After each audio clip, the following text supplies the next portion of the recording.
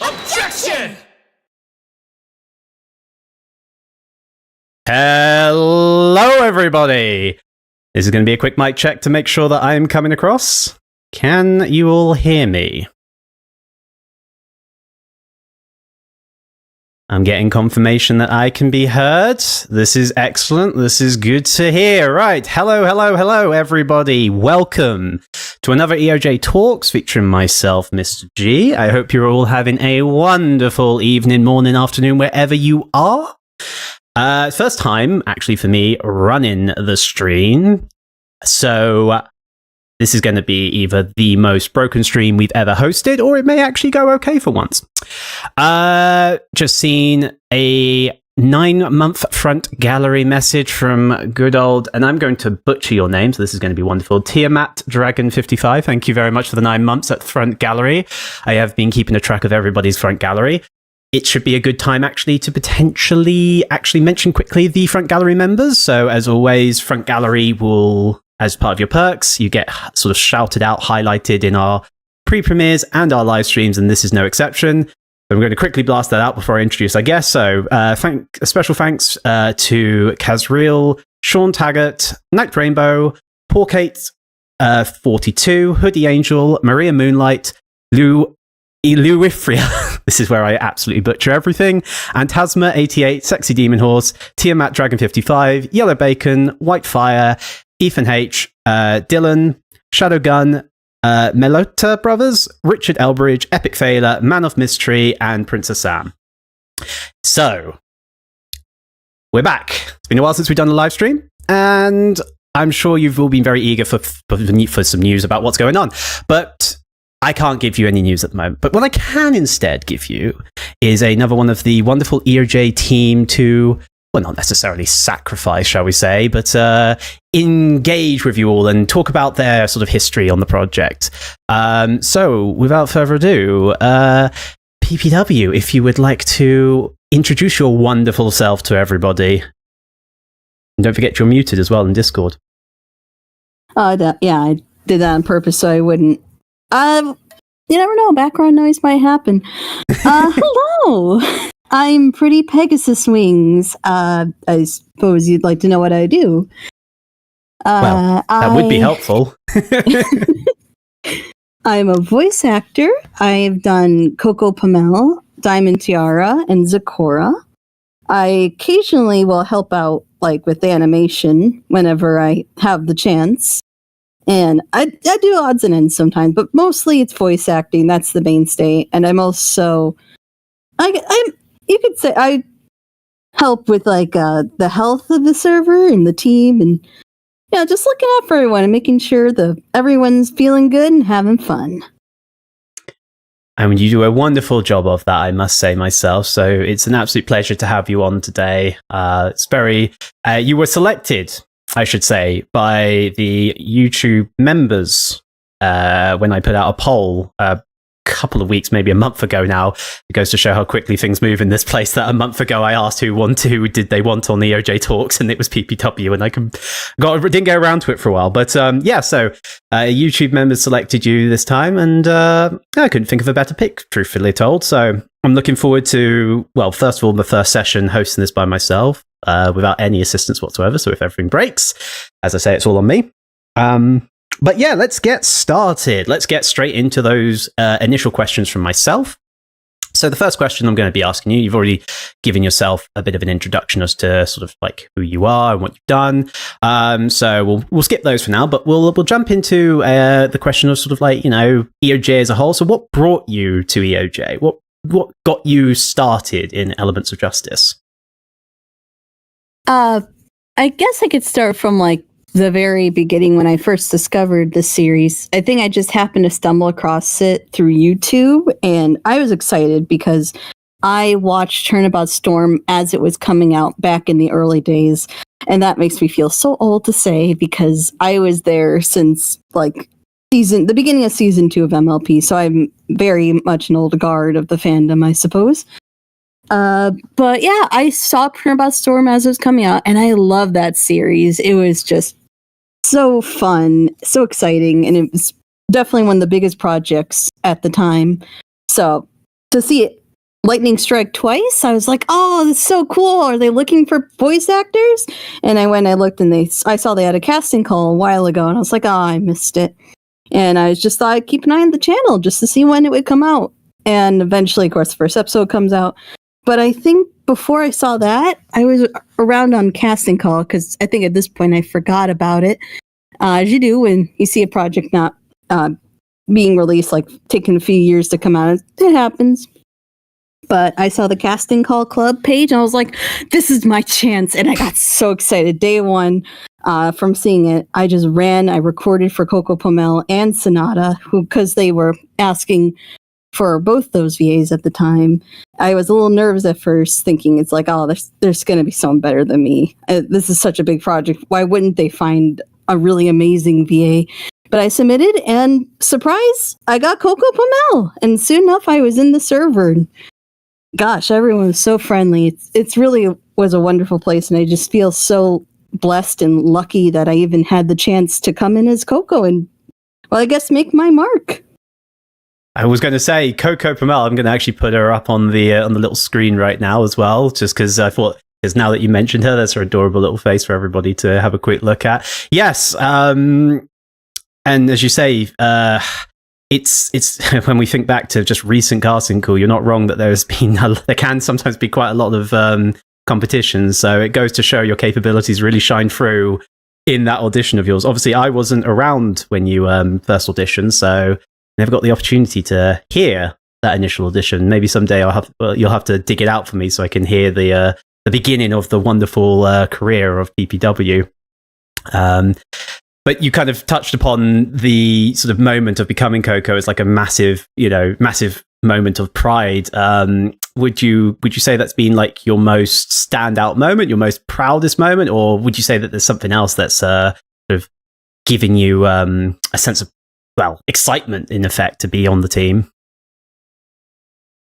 Definitely say just being able to voice Coco for the project, just knowing that I was considered to be good enough by the team to just be here. I felt really special about it because at the time I didn't feel super confident in my acting and everything. And this really helped give me the confidence to really push myself forward more than I had before and ever considered. I thought I'd be doing volunteer work, and then something like this comes along and says, you could do more with yourself. And I agree. And I hope to pursue that further someday. But for now, it's ponies. And just being able to voice Coco, seeing seeing me play a character in the series I've loved since the beginning of the fandom, was really special. But another standout moment for me on this team in particular was when I first got to do the transitionals for Zecora. Because by trade, I am an animator. I got my degree from my local college, and I was really looking into one day getting into the industry or just doing some independent work and just making the most out of my talent. And when they were looking for help with the animation, I said, I can come and help a little bit, see what I can do. First time working in Flash, that was fun, because by this point I'd only really worked in Toon Boom and Maya, so I never had experience until that. And it was seeing my animation on screen for the first time, not as a student film or an assignment, was really something magical. And I felt really, that's where the pride really came in, because it was like, this is me. This is where all the work I put into myself and the thing I love most just coming to life right in front of me. And it was really wonderful to see for the first time. No, I can imagine that's a moment of, well, there's not really a word that one can describe it, is there, when you start seeing a plan come together. I know that's how it's been for me recently with everything we've been doing in the background for Case 3. So again, yeah, it's weird. I like to imagine myself as someone who never runs out of words, but right in this moment, whilst I'm trying to emulate that sensation you're describing, I'm at a loss for words. But we can't forget that even if you have contributed a lot in terms of Coco, and we shouldn't forget, of course, as you mentioned, Diamond Tiara and Zecora, and I'll put a picture of old DT on the screen for everyone as well, because again, fantastic performance in case 2 when it came to Diamond Tiara. And I remember a quote from someone recently commenting how it was impressive how you've managed to kind of portray both the soft, gentle side of a character, but also the very bratty, egotistical nature as well. How did you find that experience? Going from a soft-spoken character to a loud and a brattish. Oh gosh. And I'm sure we'll talk about this later, but I'm used to doing villains. I have, I guess, a voice for villains. Because I can get my voice very, very low. And that, of course, works great for characters like Chrysalis. Sometimes Celestia, but more often than not, I get cast for Chrysalis in fan projects. And I can also get my voice, which is great for little bratish children like Diamond Tiara. And... And having that range, it's very interesting to have that range. I'm usually softer in voice, so doing Coco is a very natural range for my voice, because I could try, but I mean, I can project. I have theater experience from high school, so I know how to project my voice, but typically I can't really raise my voice or get it very loud, which it's a problem when you're in noisy environments. But that's just how my voice is. It's just so soft, and there's not much I can do. But it's great for when you have characters like Fluttershy, Coco Pommel. Can't think of anyone else at this time, but definitely that soft voice comes very naturally. And obviously the shriller Diamond Tiara is definitely takes more of a, I wouldn't, maybe not necessarily a strain, but it definitely requires me to put in the work into my, I believe it would be my throat.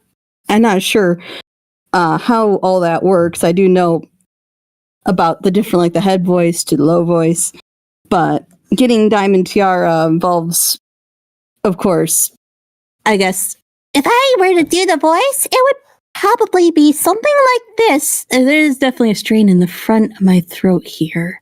Oh, don't strain it. Right here. A little don't bit. Strain it. Strain. I don't need you straining yourself. That would not end well before case 3. I can definitely feel the pull there, but it's probably because I'm not warmed up or practiced. This is very on the spot stuff.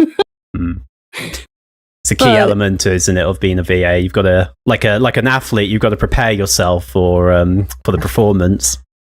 Oh yeah, I will sit down before I record, listen over to the voice I'm trying to emulate, and practice the lines a few times. Listen back, see what if I need to make any adjustments. How am I doing? And I practice that until I feel comfortable. And of course, I always do my best. I wouldn't say I've ever lost my voice. Knock on wood to that. Usually pretty good about being comfortable when I voice act. Voice strain only happens if I'm getting way out of my range. That's when it really will show up. But you will be able to hear that. So thankfully, my voice, the most I get is maybe a really dry and kind of sore throat from yelling, which you definitely want to try to avoid if you get into voice acting.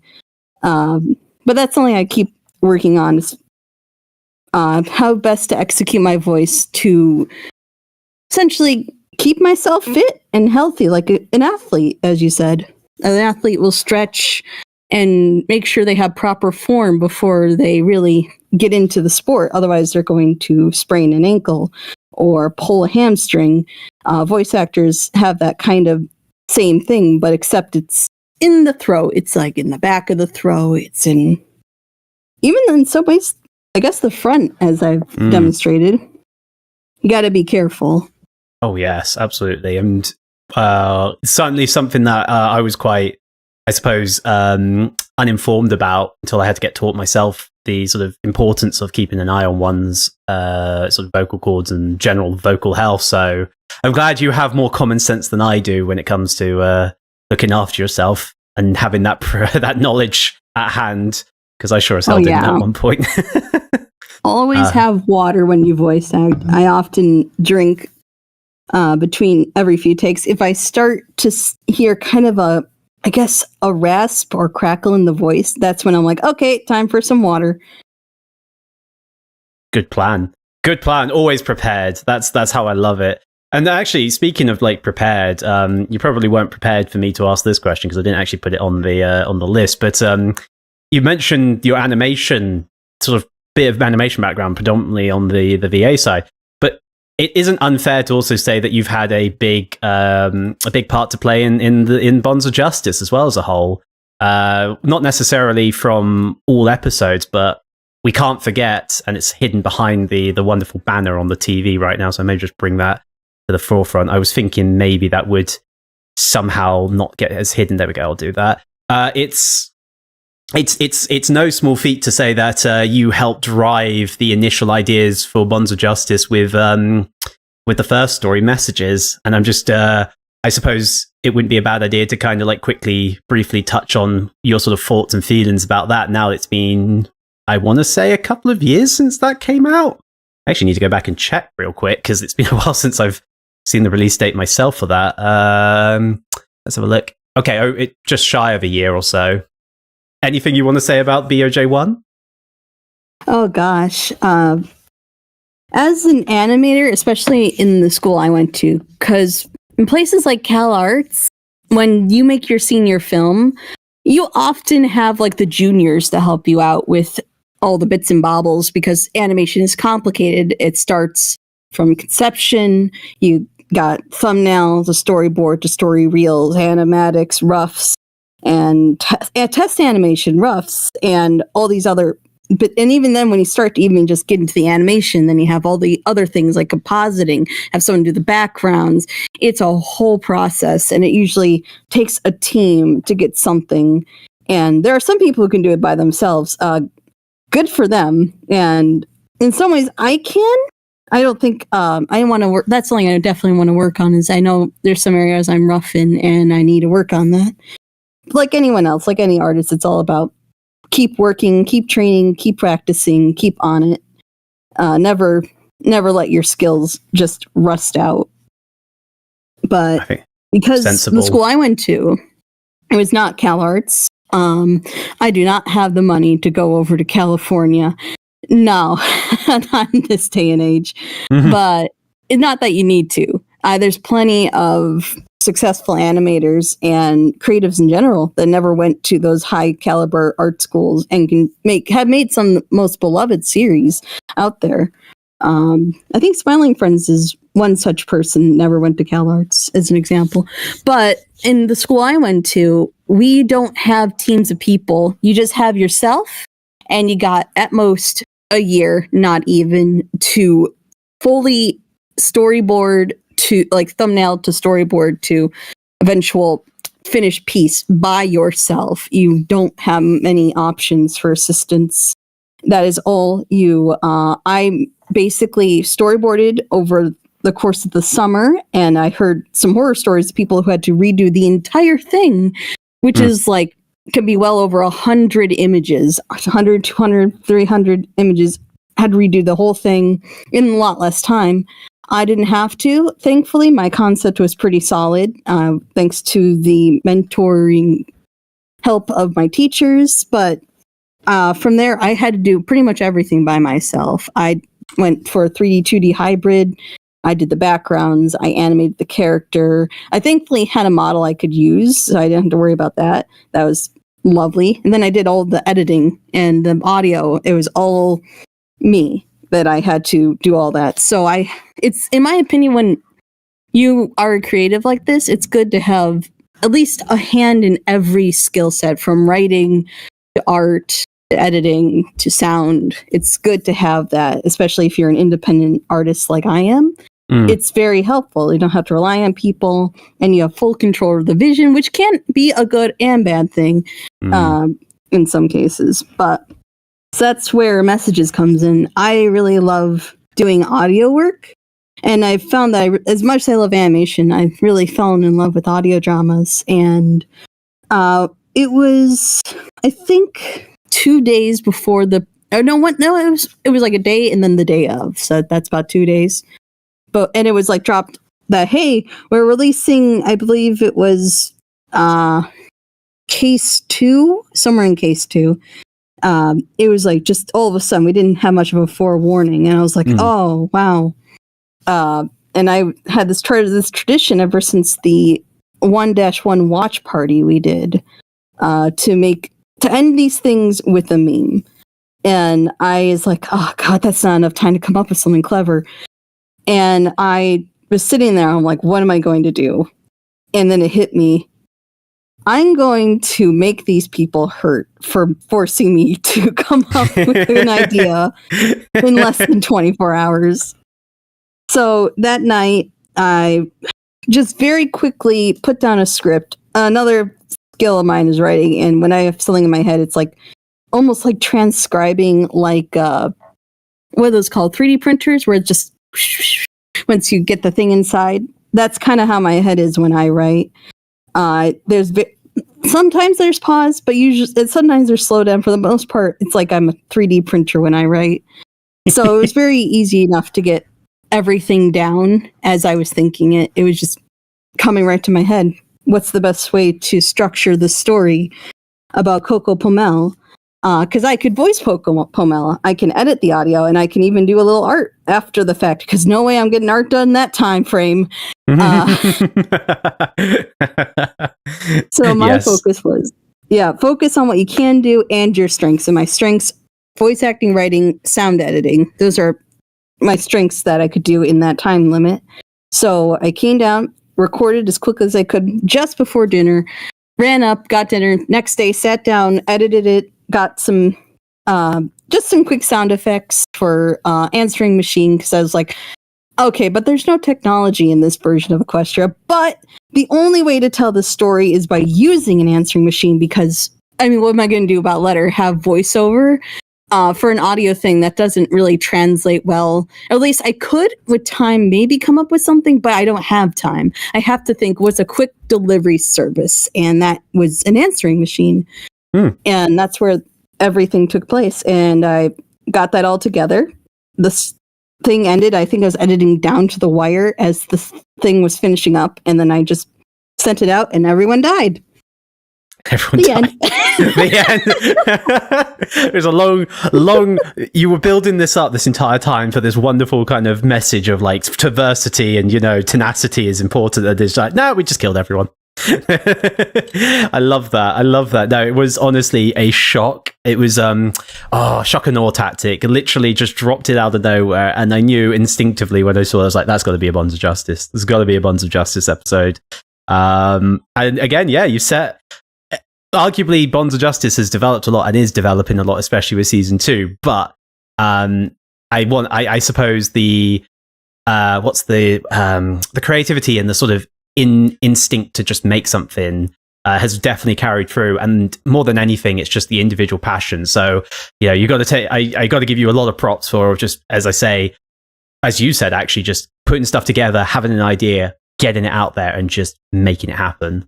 And now BOJ can carry on that legacy with a bunch of other, wonderful stories, hopefully.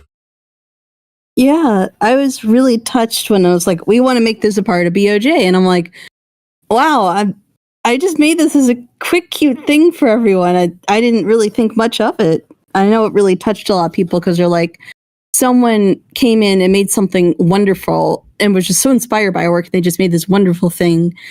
And I know that feeling when I probably, again, we'll talk about this later. I do run my own projects. And one of the first things I heard from one of my VAs in terms of fan love was that at a convention after the release of the first episode, someone, and I kid you not, made a hand carving of that VA's character and gave it to him out of wood. Wow. And it was the coolest thing. I never heard anything like this before. And it was the most touching thing to hear. And of course, perfect person for that, because he prints out all the scripts and they are EoJ long. So you get these Lord of the Ring thick booklets of my scripts that I write, which honestly, the first 3 are not great, but I'm looking to fix that going forward when I get back into it. But it was the coolest thing in the world, in my opinion, is inspiring other people to do creative things. And that's what I always seek to do with my work, is just be inspired and then pass that along to other people. I think there's nothing more wonderful than that. So hearing that that was going to be part of Bonds of Justice, I had to go in. I had to clean up a couple things. And obviously, it's not the greatest script in the world, but I wanted to see if I could adjust a couple things, make it a bit cleaner in others, redo a couple takes where I was clearly in a rush and I needed to get a better delivery to make that hit, some updated sound, and of course an image. And that was fun when I had the first image and then made a quick edit of the second image. I took from, I believe, Rarity Takes Manhattan. It's the other one with Applejack. I can't remember at this time, but I think I took a background from that episode and I referenced it for this shot. And I think I had to scale it a little bit because the angle it was at the show and the distance. And that's what I used for the image. And I tried to emulate the style of the cutscenes at the time.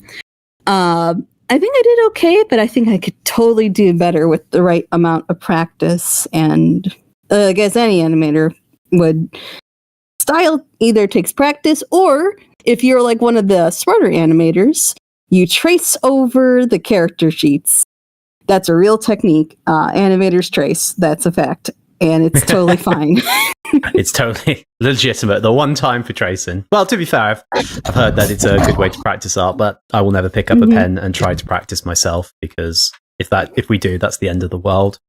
But wow, there's a lot there. Like, wow, peeps, that's a wonderful, wonderful story. I thought I understood a lot of what how you came to make EoJ, but there was a hell of a lot more there than I expected. So, damn, you floored me again. Well, there's a lot to being creative. I think it's hard to see from a distance. When it all comes together, it looks amazing and it's wonderful. Even the things that aren't exactly perfect, or we're like, oh, that's so old and so terrible. We always forget just how much goes into making these things. Whether or not we're realizing it, we're living it, we're thinking it, we're going through the motions. We're taking a Word document, typing out a script. We're pulling up Audacity. We're hitting the record button, setting up the mic. We're just putting our voice out there, going through the clip, cutting it down, getting the best takes out of like hundreds of different takes to find the right flow. And then from there, it's just getting the right sounds. And people really forget, and that's another thing cool about audio editing, is how impactful the right music and sounds are, because timing and all that matters. Like the whole robotic messages, like message 1, message 2, it sets the stage. It builds a special kind of tension. And because if I went one after the other, it wouldn't have that little break, that little, I guess, atmospheric tension of what's coming next. It gives everyone a breath of pause. People don't think about these things because when you're in the moment, it's like, yes, this is right. This is how the story is. It is being told to me, and it's a good story. But to actually get there, there's so many steps you don't think about and you don't see unless you're really in there or you're working through analysis. Because good storytelling, like anything, is a clockwork. It's got a lot of little components you can't see. Can't see. Exactly. Everything works even when it shouldn't work. And somehow some stuff doesn't. Some stuff works in ways you didn't expect it to. Whoa. Right. Well, we've I think we've definitely bonded on justice. I was going to make a joke out of that and that failed miserably. We've beaten to death bonds of justice, I think. So we'll move on to the next question I was going to ask. It's all bonded now. So my next question was going to just be a very simple one, hopefully. I mean, considering your rather impressive talent to be able to literally, explain everything. So hopefully I'm not opening up another Pandora's box here, but between case 1 and case 2, which one do you think is more of your, which one did you enjoy more? Granted, case 2 is longer and has a lot more stuff, but in your opinion, which one do you think kind of had more interest in mysteries or more entertainment value? It's a good question. And it's been a bit since I properly sat down with case 1 or even the beginning of case 2. It's kind of like one of those things of, oh, thank God it's done. I don't need to look at it anymore kind of mentality. If you ever created something, you know what I'm talking about. It's just like, God, and once I finish editing this scene, I never want to hear it again. And then you sit down for the watch party and everyone's like, oh, good. So good, Pretty. You did such a great job bringing this together. And you're just like, that shaky thumb. Yep. That comes, that's me. The Larry Butt sort of shaky thumb, just with the sweating, nervous bullet, just sort of like, I'm dead. I'm so dead. I'm dead. It's all over for me. It's a labor. Creativity is a labor. But looking back on it, I will say the pros of it, I'd say case 1 definitely has that. This is the first thing we did together, nostalgic feel. I love how things just kind of kept building, and it definitely hits faster than case 2, that has the benefit of hitting a little faster. So it's just like, oh, he was going to propose to her. Oh no. Oh, wait a minute. It's like, Suri wasn't the one. Coco, what are you doing? You're going to get arrested. Oh, wait a minute. This was a suicide. And then it's just like, whoa. And it's got that fun whoa factor. I feel like case 2 definitely has the whoa factor. Definitely like any other case. But I don't think it nearly got to the lengths of like the leaps that this, like we went from he was going to propose to you and now he's dead, but no, now we hear like Suri wasn't the one, she wasn't the one, then who did it? What is this? What is going on? And then you have like suicide, and those are major leaps. In this case 2 definitely didn't have the same kind of leaps. Like with Diamond Tiara, we all know Diamond Tiara and Silver Spoon did something over there was something going on. You just have to prove it. A lot of case 2 is we just need to prove our theory. Now, clone theory was like mind blown. Like clones, that's wild. I make sense. They are in the Everfree, and then it's like, but actually, no clones. You're like, what? No clones? Why do we explore that thread if there's no clones? It's a bit. I'd say case 1 is definitely more structured, despite its rough edges being the first. But case 2, despite its, I guess, messiness from time to time, is still a lot of fun. I mean, you get a lot of great moments, like seeing Athena rise from the ashes, the balcony scene. Princess Luna, as a prosecutor, was really wonderful to watch. But of course, that ending hits so hard. It just makes the journey all worth it, because it's just that twist is just something else. It is the best kind of twist is like one where it's like all the clues are there, but it doesn't either. If you pick it up early, it's like rewarded because you're paying attention. But if you're not, and it's just like you don't pick it up until just the moment, you get just smacked in the face with this horrible truth. And I think it sets up well for what I'm imagining the theme of EoJ to eventually become. And I think it's a nice setup for the rest of the series. I feel like definitely case 1 and 2 are their own unique, this is just the beginning, kind of we're feeling our way through and getting an idea of what we're trying to create. And I feel like they make, for what they are and what they do, I think they work well in that regard. I feel like a lot of projects, when they're just starting out, it's the first either 1 to 3 episodes, sometimes maybe a little longer, where it's like you can see they're just getting their bearings. They're just figuring out where they're going. You can see they're starting to move closer to where they want to be. And then once you pass that threshold, it just all comes together. And so that's, I feel like for that reason, there's a magic in the beginning that you lack in later. So the question is case 1 or 2? Like where I feel case 2 thrives is more in the second half, more than the first half. I feel like it thrives later, but it takes a longer to get there. In case 1, I feel like it's already there, even if it's rough around the edges. So in a way, I have this may be a controversial opinion, but I have a real fondness for case 1 in that way. I love case 2 for what it is and what it does, and for how just amazing it all ended up coming together for the story it was trying to tell. But I feel like case 1 is the more cozy package. Like, like those like mini bags of like snacks. They're just like really nice, compact, and cozy. And I could have a whole large bag of chips or something, but I'm not going to finish all those chips in one sitting. And if I did, I would be bloated and miserable. But a nice, compact little bag, that's nice and pleasant. It's a nice experience. You get the whole package without feeling it's too much. I never expected case 1 or case 2 to be attributed to like a bag of biscuits or a bag of crisps. That's wonderful. What flavor would you call case 1 then, if you're going to go with this analogy? Is it chocolate chips? Is it what flavor of crisps? Not crisps. Oh god, chocolate. Well, actually, chocolate chip crisps sound like an actual decent meal. But bag of cookies. Like, what flavors would you class them as? The first one being something classic like salt and vinegar, and then case 2 maybe something a bit more out there. Maybe something like, maybe not necessarily barbecue sauce, but like something where it's like you're gonna love it, or maybe it's like one of those in the mood type things. It's a bit more wildly than in case 1 is just a nice simple classic. Case 2 is more like the wild card, the one that you just pull out the box of a random pack and you try it and you see either you're in the mood or you're not. Let's see. I'm looking for some random crisps that can random crisp flavors, and there's a few ones here like haggis and cracked black pepper. Not sure if you would see. There's Brussels sprouts. Would you say case 2 is like Brussels sprouts?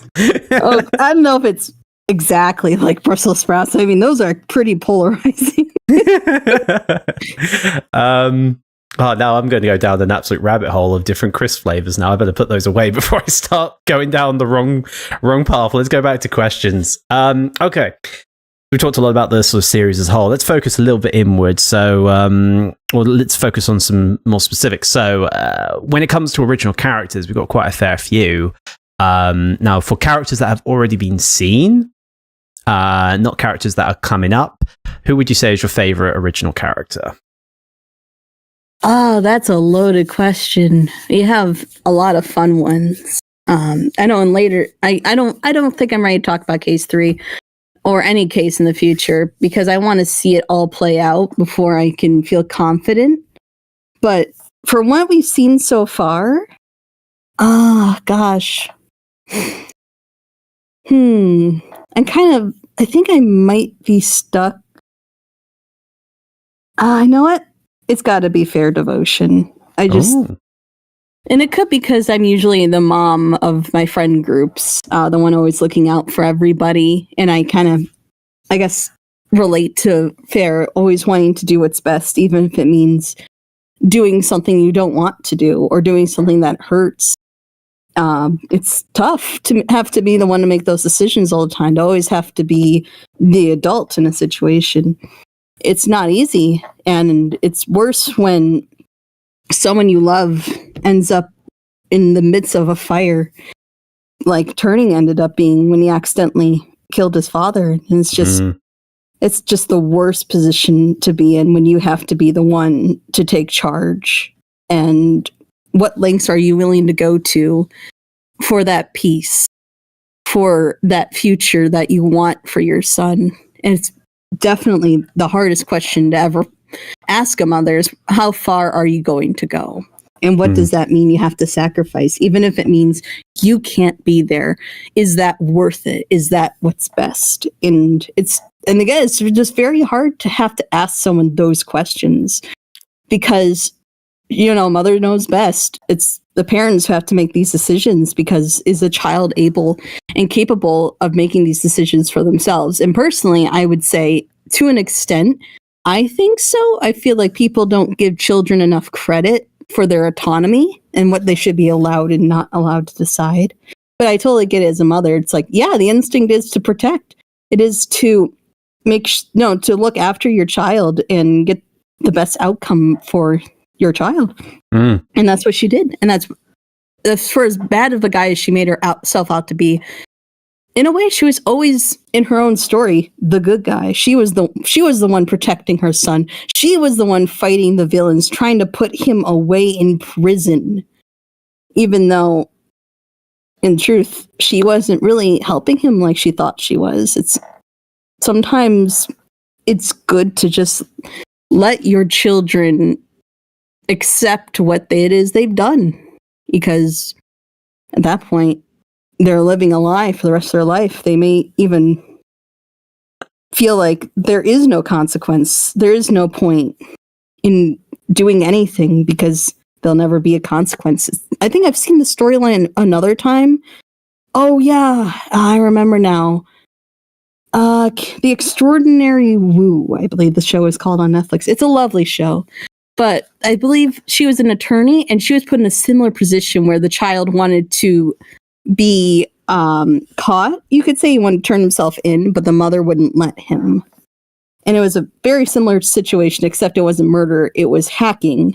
And it was very sensitive documents this child got his hands on. And for him, it was all about wanting to experience consequence. He was so sheltered that he never really got to live, even though the mother was doing everything in her power to protect her child, who in some ways was just as much of a victim of the situation, but still as much of a perpetrator. And I think it's those situations, because as much as I love the bubbly, sugary sugar stamp, and I love the complexity of Private Eye being put in as a good guy forced to make a rough decision in the moment, I think Fair is a very interesting, complex character. As much I love the simple characters, and they're wonderful. They do their roles as wonderfully as they can be expected to be, especially Turning. Mm-hmm. And the voice actors, everyone did fantastic. But it's Fair Devotion that is the character that remains in my head whenever I think about the case and everything I love. It all comes back to her because she is the center of everything. She's the mastermind. She's the reason why these characters do what they do. Sugar Stam, in a way, is also driven by herself, and in the day, she's being directed by Devotion. Private Eye wouldn't have done what he did with the forgery had not been for Devotion. And even in some ways, even though Turning was definitely driven by his father, in some ways, in the entire case, his lie was driven by the mother. Everything comes back to Fair Devotion, and I just really appreciate her as a character and everything she had to do and everything she had to go through to get that happy ending. And in a way, she did, just not what she was expecting. And it was just wonderful to see the humanity in a situation like as horrible as this. There's a real humanity behind everything.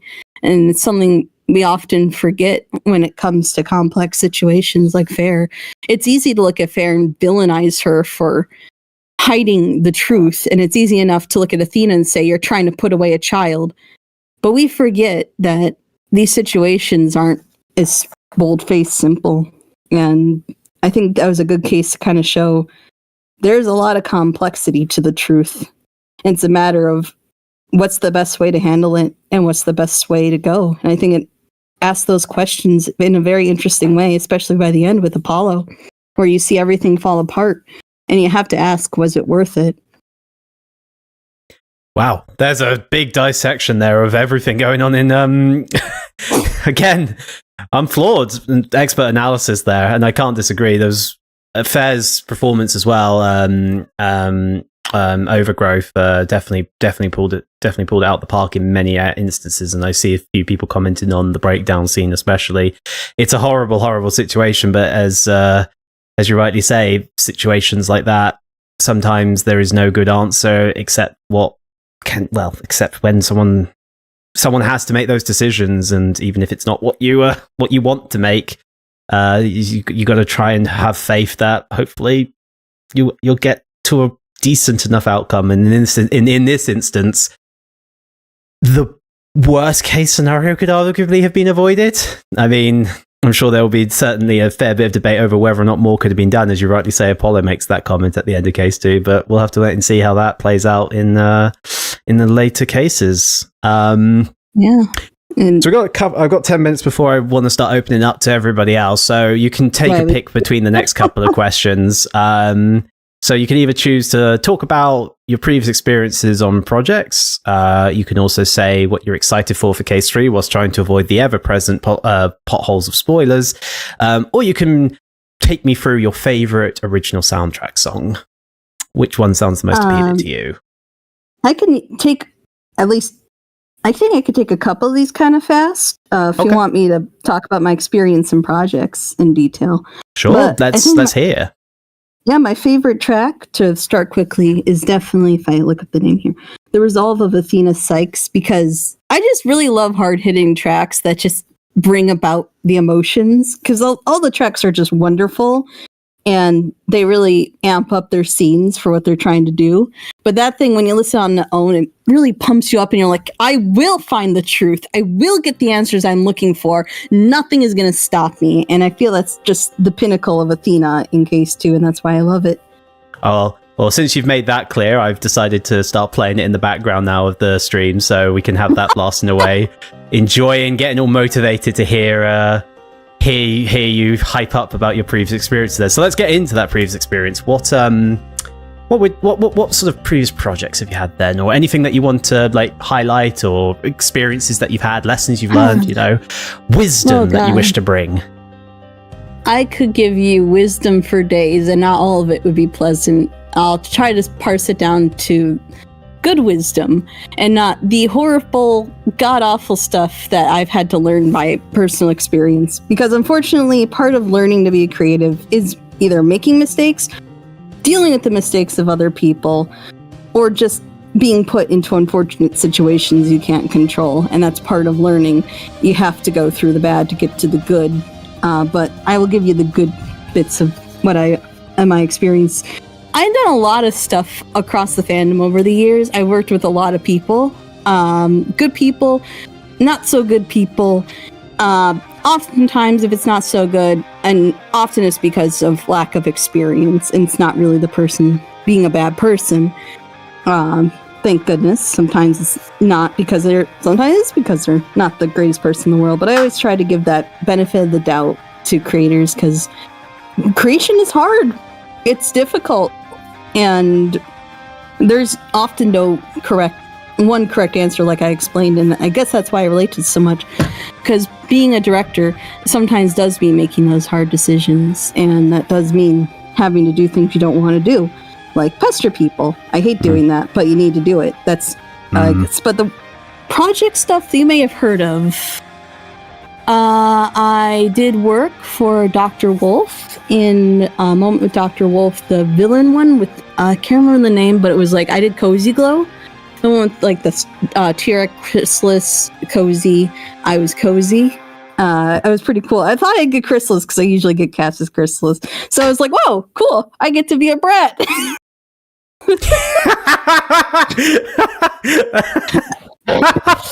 Okay. Do you want to explain why you were so happy to be a brat for a minute? Because I feel like that needs a bit of context. Because it's different. I mean, it seems I either go from sly, deep voice manipulator to outright brat, but either way, it's manipulation. No matter how you turn it between Dime Tiara, Cozy, or Chrysalis, one way or another, they're trying to get under your skin. And I guess that means I do bullies.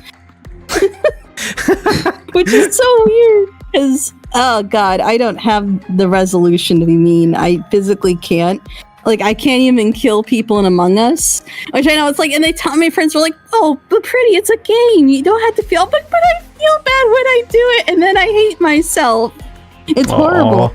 I remember that, actually. I remember that from a previous event we held in the fan server. Yeah, we spent ages trying to figure out why there were no deaths all the time, and it just ended up because you didn't want to kill anyone. Yeah, that's how I always found out, and I'm like, please kill me. Please end my suffering. I just try to mess with people instead, because that's honest. In comparison to killing them from behind. So it's weird playing someone that's completely opposite to my personality, but there's something kind of fun about it, because you know it's not real.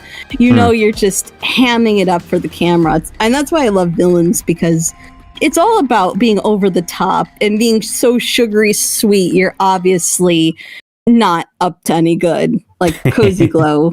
I didn't expect it because that was the first time I had ever done Cozy Glow. And I was just like, well, I guess I do good cozy. That's often how I figure out if I can do a character is if I get cast. And they're like, oh, you do such a good job. I'm like, are you sure? It's like my first time. I don't know what I'm doing. Well, hey. So it was fun. You got experience at least. You got experience on being a brat as you always wanted. Yeah, and I was surprised. I mean, there's so many auditions. I was checking them out. I'm like, oh, these people are so good. There's so much talent in this fandom. It was so cool seeing how like some people edited the videos. For me, I took the clip and I put my voice dubbed over it, and that's what I did. It was pretty cool, the audition process. But then also being able to work with Dr. Wolf. He's such a sweet guy. I enjoyed working with everyone. We called a couple times. We did I think an after interview type thing. It was a really cool experience. And he was very accommodating, very sweet. Like I said, I can't stay up too late. And he's like, oh, just so you know, in DMs, it's like, we're coming up on your time. If you need to leave, just give me a heads up. It was super sweet. It's very clear he cares about his people, and I really appreciate that in a person. And even afterward, he just let you stay and hang out and check out the next project coming up. And so I've gotten behind the scenes looks at the next thing coming up. Ooh. And it's really amazing what these people do as a group, and it's really cool to watch. I'm a bit of a fly in the wall, and it's very sweet that he lets you do that in the first place. It's really cool. It was a cool opportunity, so of course I took it. I love seeing how other productions work. I like seeing what I can learn, and also it's just really cool, like behind the scenes. There's a lot that goes to it, and I appreciate the work that people do. I mean, it does sound wonderful, and as you say, it's always great to be able to just kind of have that place and space where you can just sort of vibe out, you know, enjoy life in effect. I know that the team server has definitely become a place like that for me in recent months/weeks. So yeah, it's wholesome bit of information, wholesome bit of knowledge to spread. We've covered you all. Oh, did you have anything else you wanted to add? Sorry. Oh, I guess I did a lot of work on a lot of projects. I think the main thing I've learned is that this is good advice if you're looking to volunteer. Good projects run by good people are best seen in the casting call. The casting call is well put together and well ran. Like if they're not casting before the deadline, if the video looks clean, if everything, and even the content on their channel looks clean, usually you're working with someone who knows what they're doing. So that's the best wisdom I can give. Because in my experience, white text on a black background with maybe a couple low-res JPEGs is usually someone's first time. And if you're starting out and if you need to practice, that's okay place to go, because even if you don't see it come out, you at least get the practice by recording the lines with a script. And you're more likely to get, if you're like really, really starting out with like maybe a phone mic, you're more likely going to get picked up by those people than you are of, say, higher tier people. That's the best way I can think to put it. Not because you don't have the talent, or that you could never. It's more like you got to work your way up skill-wise, and that's exactly what I did. And I worked on myself. I got better equipment. I got more experience, and you'll get there. Just keep practicing. Keep trying for anything that looks interesting. If you get a good project, good. If it's not so great, just know you're a volunteer. If you don't want to be there, get out. Don't have to be anywhere you don't want to be. Quite. Your comfort first. Always. Yes. Absolutely. And I echo that as well as with EoJ. We always try to find a good middle ground between everything, between, big demands, because this place does demand a lot, and trying to give everybody the space they can to do. And I think we've gotten better at it, but I will admit firsthand that we've had to take a lot of hard lessons on that one here and there. Right. It's another thing to remember is projects are going to ask a lot of you. Sometimes, like, big ones like this are going to ask a lot. If you're volunteering and you just don't have the time, don't feel bad if you just drop.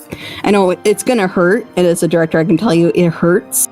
But it's not my place to tell you that it hurts. It's not my place to show that pain or to be like, oh, well, you're leaving me. No, it's not my right. You are volunteering your time. You leave when you want to. You come when you do what you can. But I also ask that being a volunteer also means being respectful of the director and try your best to either communicate or just be like, take only what you can. Because even if it is your right to go leave and do as you please, you are also still giving your time to someone who really needs you. So remember, respect is a two-way street. And even if a director would be seen as being like, I guess, bratish for openly being like angry at someone for leaving, it's also important to know that there is a reason if someone's not being respectful. So if you're going into projects, remember, it's difficult being a director. Try and be nice to us too. And, there's a lot that goes on you don't know. Oh, no, I can say that from experience as well. That's a very, very wise word of wisdom passed across this airwaves. I will say that much. Right. Okay, so we've covered out those questions, the OST and the production. So now we'll get into the point where people can start asking questions in the Discord. If you are in the Discord server right now, you can head to the Question Vetting channel, which is just below the stage channel, which you can't see because I haven't changed the permissions. Stand by. Let me fix that for everybody. See, I knew something was going to go wrong in terms of technical, but instead of it being the actual stream, it's me and my capacity to help people see stuff. So let's just change this from shouldn't be a private channel anymore. People should be able to see. Can people join though? Oh dear, I don't know if I've actually enabled people to be able to connect. I haven't enabled people to connect. They can't even speak. Wow. Put all this work into getting this is all working according to plan. Yep. I've fixed it. I've just had one of the bailiffs be like, try to get this VC to work. Can you help me? And I'm like, yeah, no, it's my fault. It's my fault. Right. So yeah, another for everybody, piece of wisdom: things go wrong. It's okay. It always goes okay. Just laugh. Exactly. Do what I do and just pretend that you're solving the problem. So yeah, if anyone is watching the live stream and wants to ask a question to PPW, please come to the Discord. And anyone in the Discord who wants to ask a question, head to the voice channel called Question Vetting below, and the bailiff there will assist. Until then, we'll talk a bit more about just whatever. So let's see, what can we talk about? What's been happening? What's been happening that can be discussed, because we've already had quite a lot about you. Words are hard.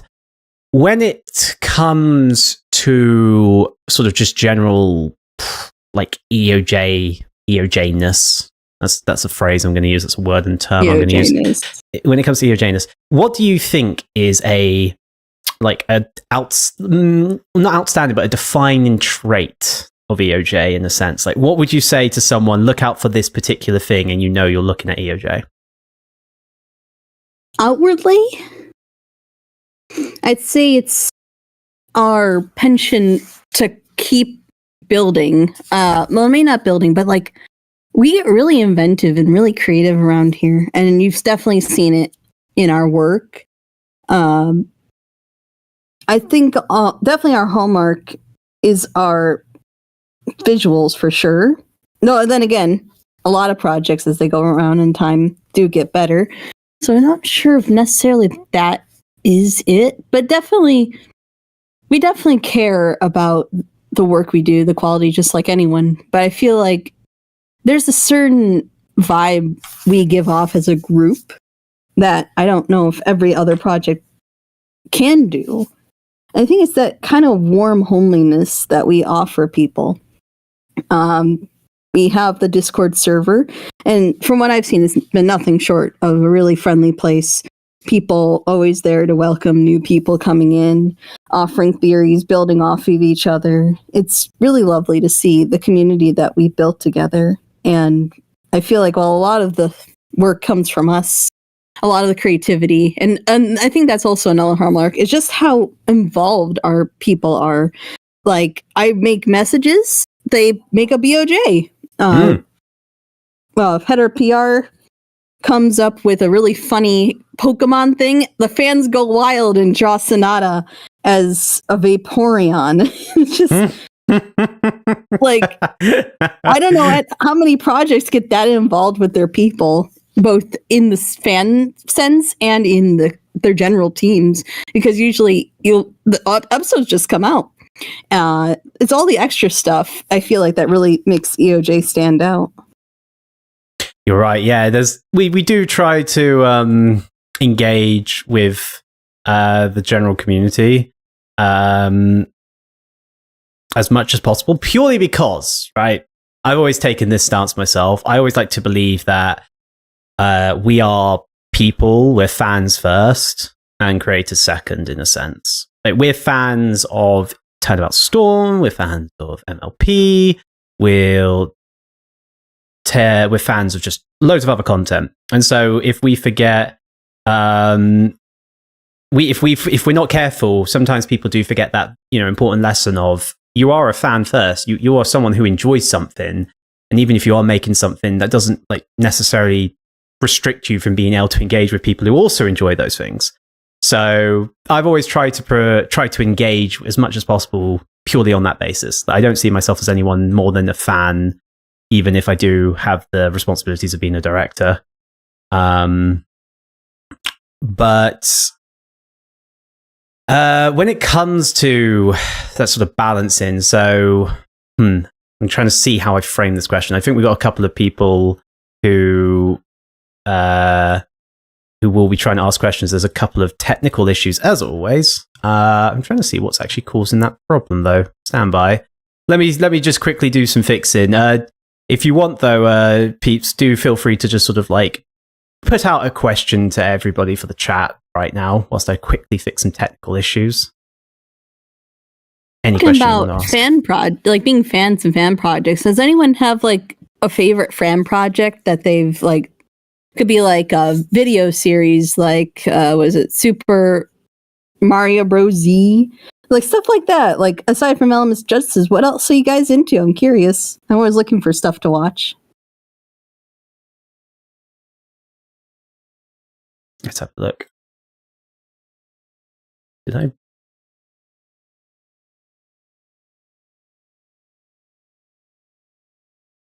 I would assume creepypastas can count. SCP. I'm not that into horror. High anxiety plus horror equals I don't walk around calmly at night.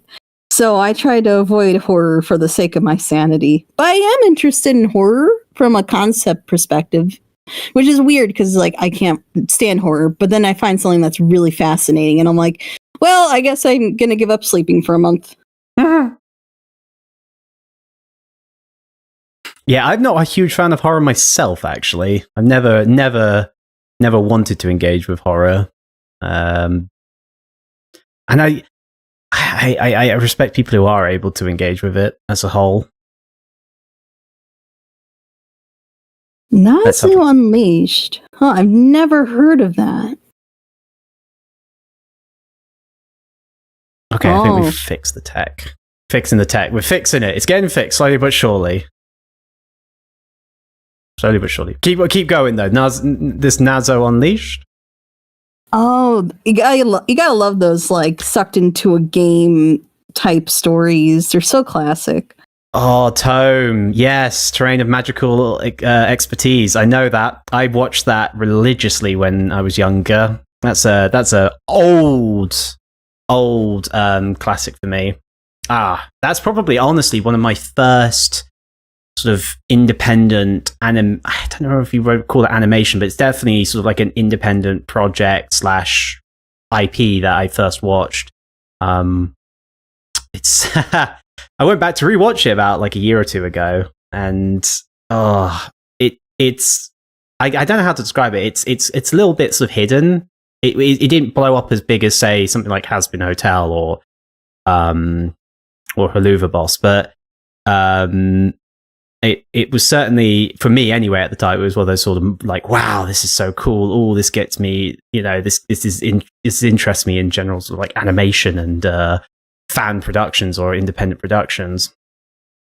Oh man, that's a brain. Okay, so we've got people. I have people. Okay, let's get started. I will say, I saw the Unleashed, and I'm like, that sounds like Sonic, because I know about the Sonic Unleashed. So yeah, that makes sense. that connects. Right. Okay, now we've finally got people in. I've just server muted him, though, for a particular reason. I'm going to just try something very quick, which may break everything, but meh, there's no harm in trying. So, here we go. Let's drag you onto the screen, and let's get rid of that. And now let's unmute you so you can talk. So, first question from Jarvi. Well, I'd like to point out real quick that this is literally... Okay, I've never gone on the 4 years that I've been on this stupid production. I've never gone a moment where I haven't somehow been muted every time I join a live stream. Every time.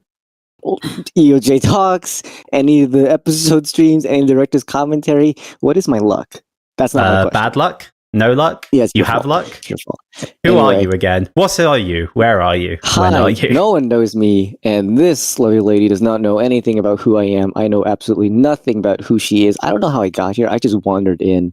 But hi, I'm Jarvi Jared. I do stuff, mainly writing, mainly making music, and I have a question. Ooh. You ask.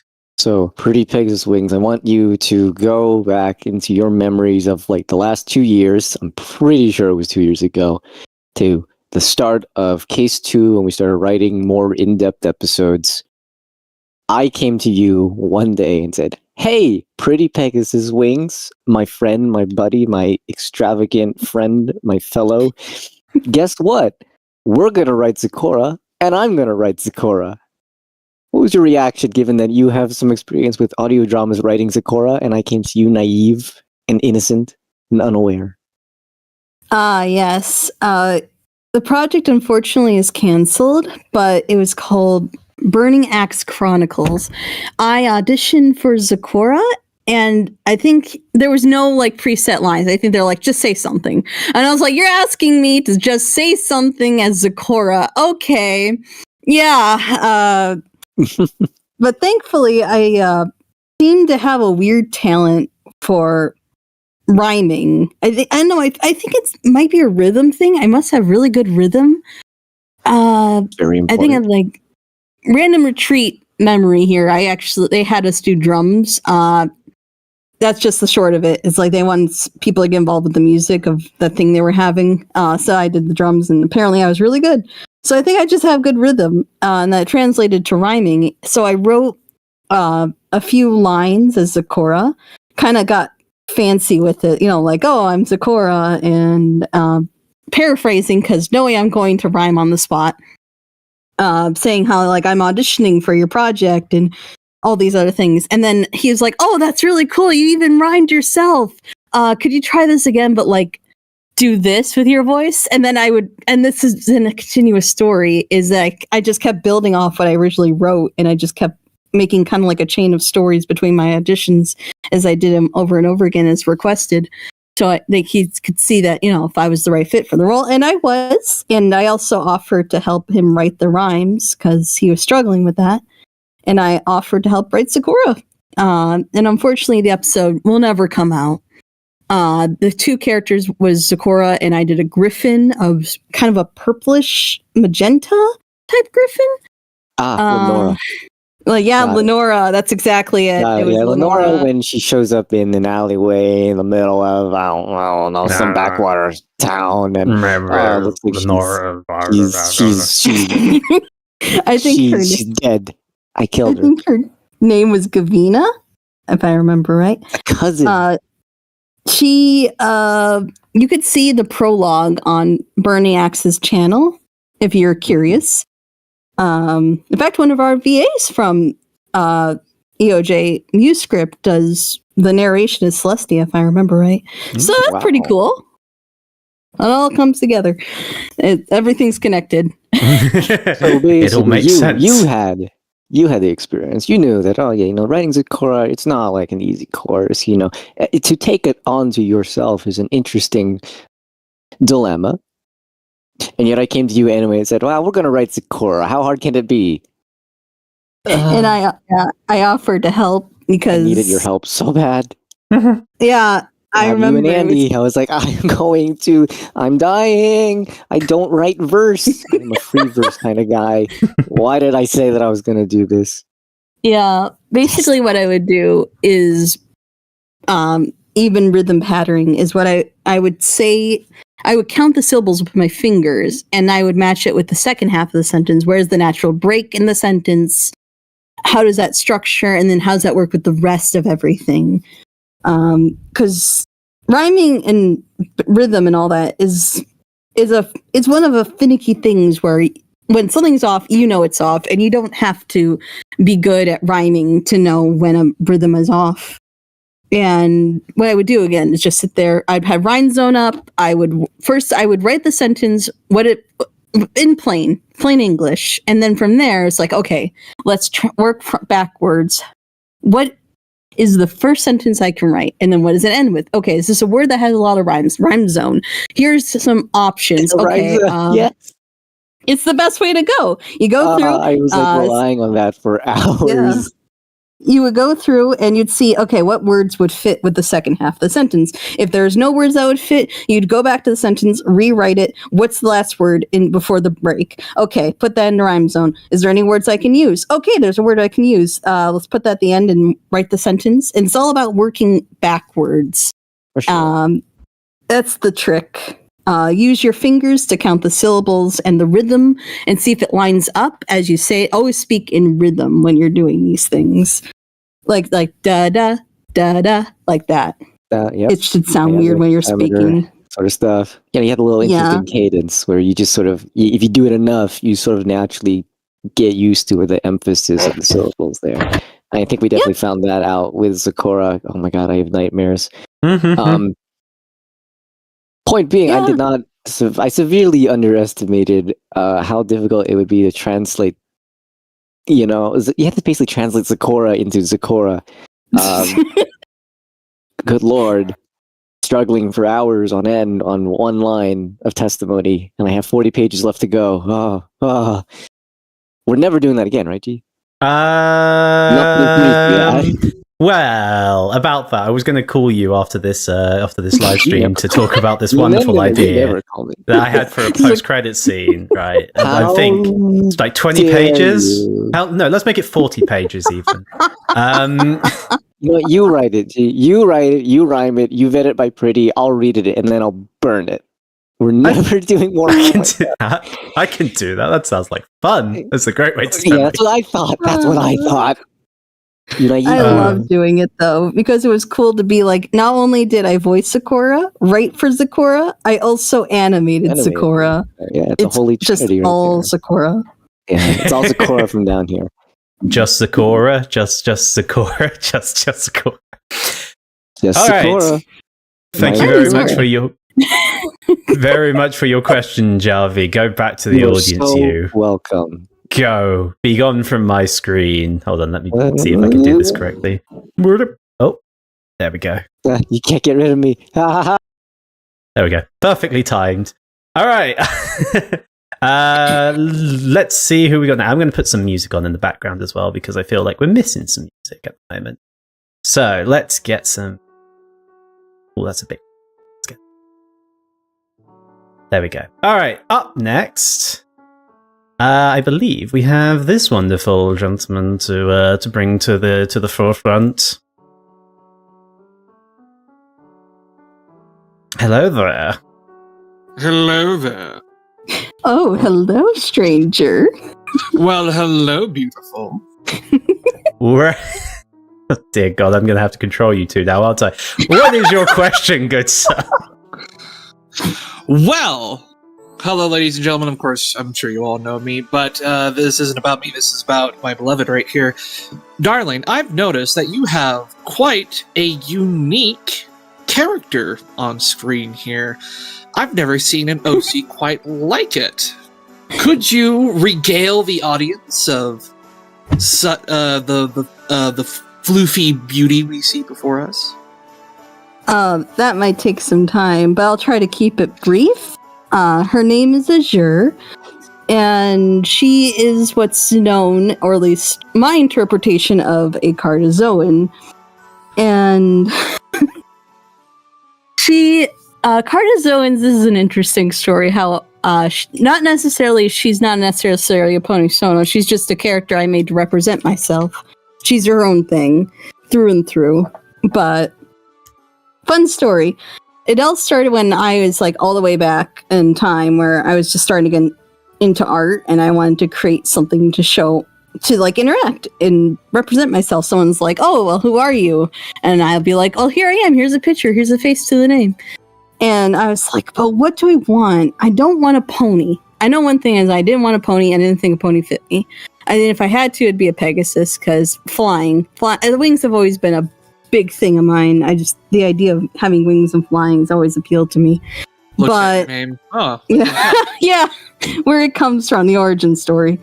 That was just like a bunch of names, lords I put together in my head until I got something. That was how I did usernames at the time. And then, in a way, I still do it today. But from there, it was like going through the list. Okay, I don't want a non-pony pony. Like, I want a pony creature, but it's a non-pony.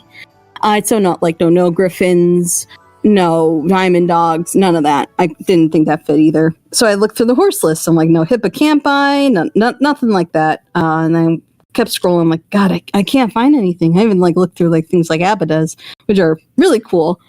In my opinion, it's just cool to see the different interpretations of unicorn, and that's going to become relevant in a second. But I then came across Cardazoan, and I was like, "What is that? I've never heard of that." And I read, and it was a single sentence about these creatures. There was the most I could find at the time was maybe 3 sentences of description. I'm like, "What in the world?" So I went and I Googled an image of these, and I got a few weird results until I found an MLP interpretation that I just fell in love with. Big, floofy lion horses. And I was just like, that's it. That's me. And that's where lion. Big, fluffy lion horse. It's all it needs to be. And they're depicted as unicorns typically. And I didn't feel 100% about that because, again, the wings thing. So I was like, I don't want her to have a horn as well, because eventually it went on to the species, that being a defining feature. But I might change over time when I take it out of MLP. Might change that somewhat.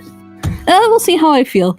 But I decided it'd be cool to have these creatures that are big with wings, possibly, because MLP ponies, different races.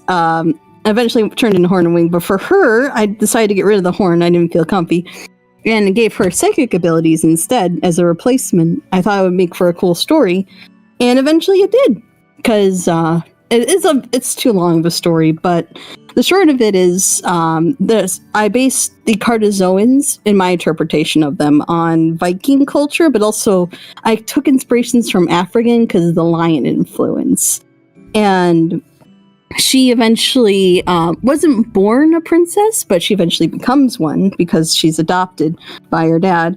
But trouble is brewing in her home because of tensions, because of their past with Equestria, because the species nearly got wiped out from an awful war that took place nearly 1,000 years ago, because everything happens 1,000 years ago. And she ends up years ago traveling around Equestria, and that's kind of her story, is all the creatures she ends up meeting in the adventure she goes on. Cute fluffy lion horse running around making friends. Making the best of friends. But the cool thing is, I later learned about Cardazoans was, first of all, they were never in the original mythos lion horses. They aren't even from Africa. The Abada is the African unicorn. These unicorns are actually from India, which is pretty cool. I eventually learned, and this was after I had help from a friend just do this crazy deep dive search into these things. And now there's a whole wiki you can look up, and they're not even lion horses. I think the reason the lion got involved was because I think they actually attack lions. I think they've always been carnivores, from what I read, but instead of having wings or being big, they actually have black twisted horns, and they have this orange thing. And I'm looking all this up. I'm like, I mean, that's cool, but I like what I did because it's way more fantasy, high fantasy, creative, and that's the cool thing about and that's the cool thing in general about history of our fantasy and our lore on that kind of vein, is that we're always building off one another. What a unicorn is in Europe is not the same thing as it's going to be over on the other side. there's unicorns all over the place, and they're never one and the same. Everyone's building off the same idea and the same mythos. And even over time, this changes. I don't know, this is the only example I can come up with, but an example of, say, an evolution from Pegasi, Thestrals from Harry Potter, which are creatures that appear when you have seen physically in real life death. And it's really interesting how we went from this beautiful horse with wings to these decrepit, creepy creatures as a representation of death. It's really cool to see how people build upon an idea and create what you see now, a giant fluffy lion horse. One of the best fluffy lion horses out there. Yeah, there's so much to it. I could do a whole interview about Cardazoans, but you're not here to hear me spout about a fluffy lion horse. Well, There's certainly a lot of history that I have to admit. I never really, when I first saw it, I will be honest, I never thought there would be actually this much amount of lore to it. It just looked like, as you say, a very fluffy, very cute looking, alternative creature, kind of like myself as with my deer OC. But I have to be, Yeah. I have to admit, I have nothing on that. Deers have nothing on that. We are. I mean, if you look into things like Perrytons, there's definitely plenty of lore if you go in the mythical side. I mean, deer are the inspiration for unicorns, partially, in a way. Mhm. Well, I guess all we just related. didn't get that much love and affection, I guess, when it came to the design process. We just get 2 horns and that's it. They get 1. That's Sure, the only horns claim get to fame. magic still. I Got mean- that going for you. I've got magic, sure, but like, does anyone really care about the magic? Does anyone love us for the magic? No. They just look at us and go, "Ha, it's a deer." They like you for your floof, just like Cardazoans.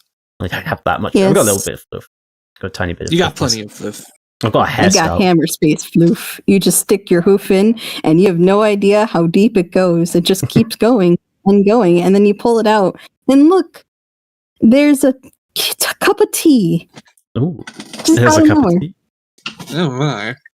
Well, any follow-ons, or are you satisfied with your answer there, dear Julius? Oh, I'm quite satisfied. Quite satisfied.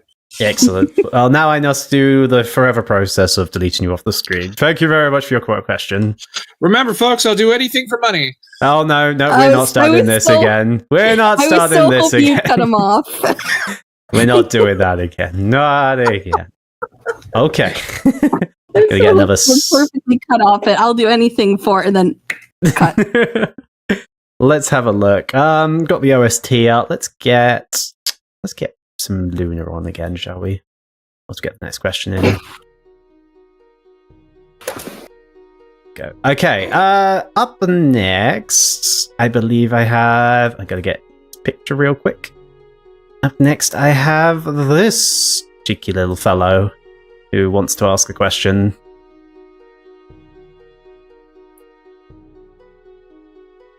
Hello there. Oh my god, who gave me a microphone? This was a terrible decision.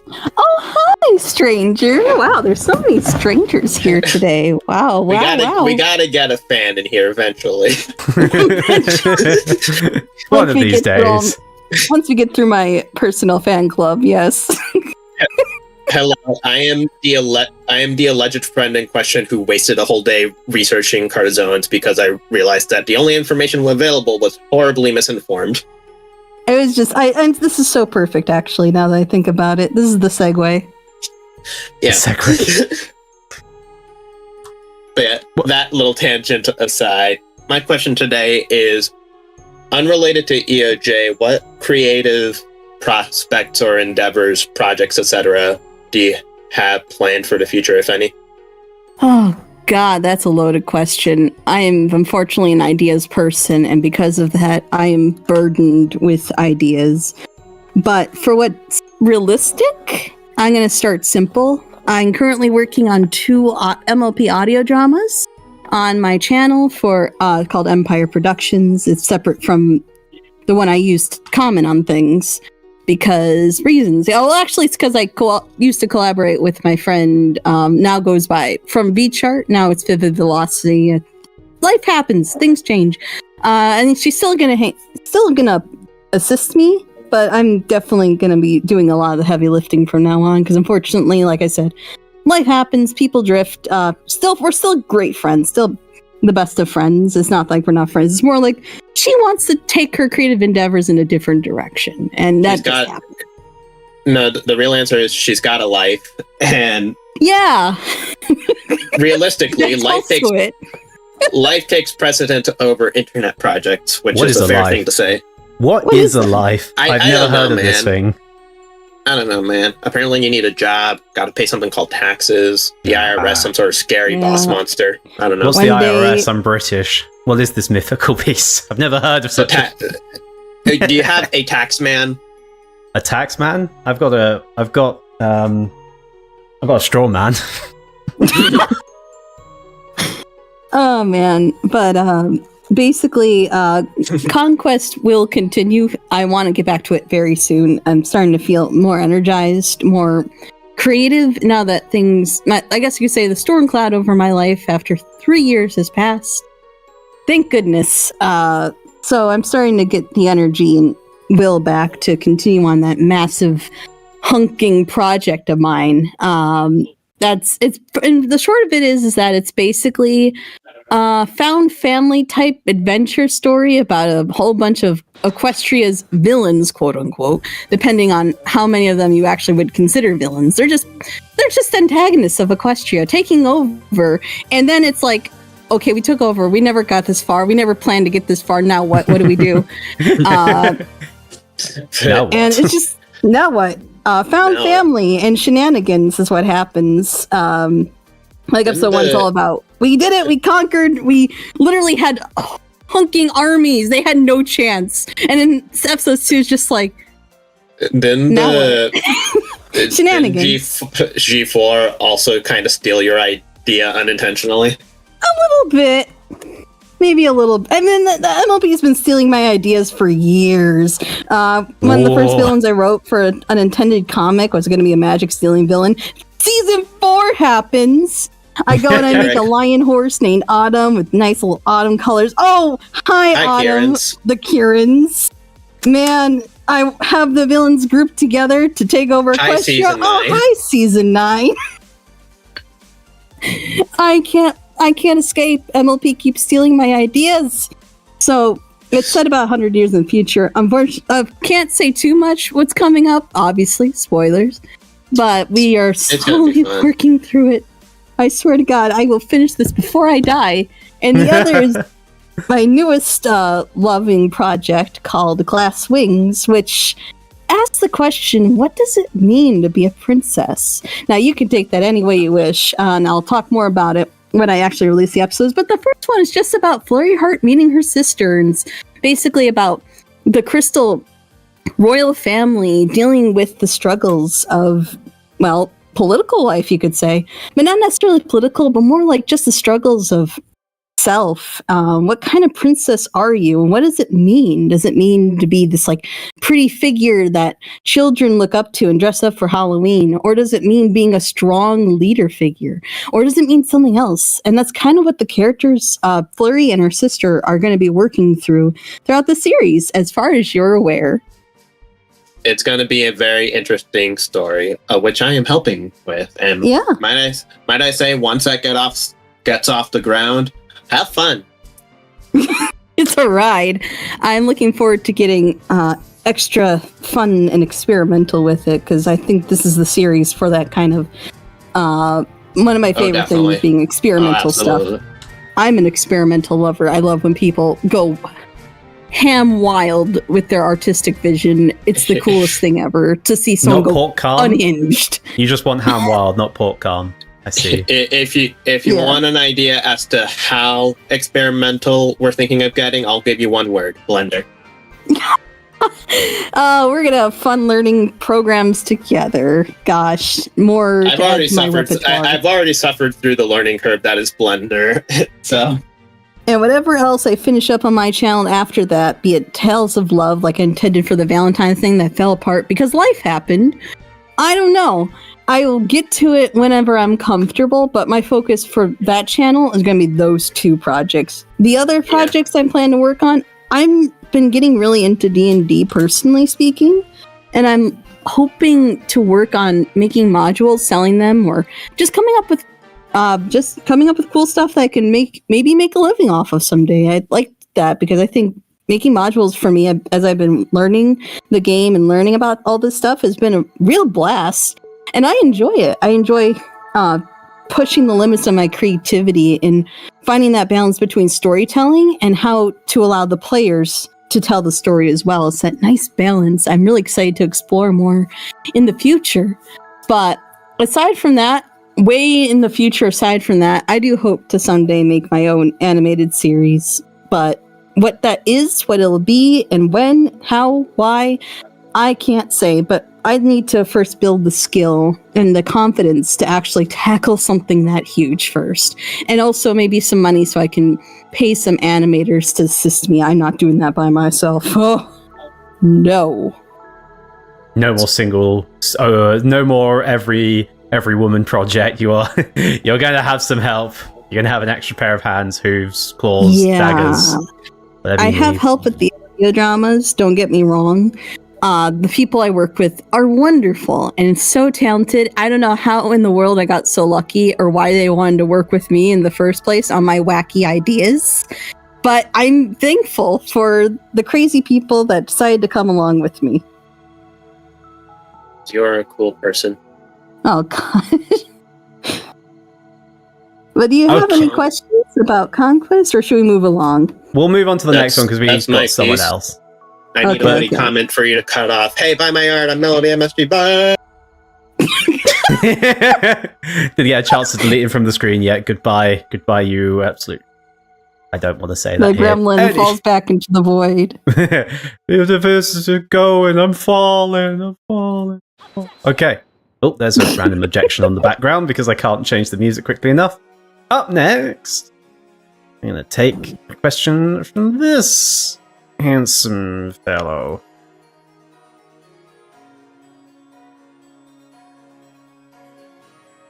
Hello there. You are flattering me, aren't you? I'm doing my utmost best to, yes. Are you doing actually? Because I'm a fellow Brit. Well, I mean, the British are back. That's all I can say. The British are back, indeed. I've got something for this. Where is it? Wait, where are my soundboards? Americans are being invaded. Whoa, Where's my soundboards? There's no soundboards. This is bad. This is very bad. All right, your question, dear Lightning. So, everyone, Lightning, new team leader of the EoJ server. Welcome. Anyway, my question for Miss Pretty Pegasus Wings is, what got you into voice acting from the very beginning, like from your early childhood? It wasn't childhood. I'm that kind of weird child where it's like, I hate writing. And then it's a complex reason why I didn't do so well with writing. But the short of it is, I had a tutor who helped get me into writing, and well, now I'm a writer, and I enjoy writing because I have a laptop instead of my hands, because my handwriting is terrible. I can't read my own handwriting sometimes. It's pretty bad. And also my hands, I could go off all day about this kind of stuff about my body, but God, my hand, I actually have weak hand muscles. I actually had to go to physical therapy for a time. I don't know. And that was, that's a whole other thing, but to stop myself from rambling, that's kind of the weird thing where it's like I say I hate art because I don't think I was good at it or for whatever reason, and then suddenly I get into it and I'm like, oh, now I love it. It's always weird how I stumble into these things. Even animation, where it was like, I don't like animation, it's for children. And then high school happened and there's an animation class, I take it, and now I love animation. I'm that weird type. Voice acting, it started, I guess, in theater. Even in elementary school, I was interested in theater. I think I auditioned for some fairy tale type thing, where my first role, if you really want to go all the way back in time, was for a commercial in the middle of in part of the show where I was Rapunzel, and it was for a hair care line. It was like a cute little interlude for a cute little children's fairy tale type story. And I don't remember anything else about it other than I tried out for Snow White, and I can't sing, so I didn't get it. You tried your best, so though. I tried, and that's. I mean, I'm glad I put myself out there as a child. I was definitely more outgoing as a child than as I got older, where I was more recluse. But even then, I still put myself out there, even in high school. And then I got into theater. I did. First, I just did a flute for this cabaret style show where we had like a stage in the whole place. People actually could eat food and all that, and there's like the can and everything. It was really cute. But my first official role, I don't think I did it the second year, but I definitely did my junior and senior year. The senior I couldn't. Starting with I can't remember the name of the play, but I played the story is basically a man. I think he wanted to look into something like his son or something because they were estranged, and it showed 3 separate segments of his life, and it seemed to be telling the story of him and a woman, but the woman always seemed to keep changing, and I was the last one, and I nearly went back on rolled back, like imagine you're sitting on your butt, you roll back on your butt, and I had to splay my legs to the audience with the dress on, and eventually that was removed, so thank God I didn't have to flash my parents with nothing, which hopefully was just in the dress. It was supposed to be a sex joke, essentially, for high schoolers, as you know.